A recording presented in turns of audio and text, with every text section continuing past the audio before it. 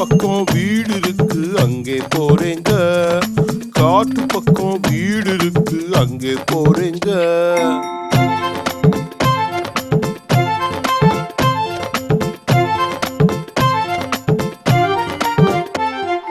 கம்பளி சட்டை நல்லா இருக்கு, யாரு தந்தாங்க? யாரு தந்தாங்க? கடவுள் தந்த சொத்து தானே, வேற யாருங்க? கடவுள் தந்த சொத்து தான்.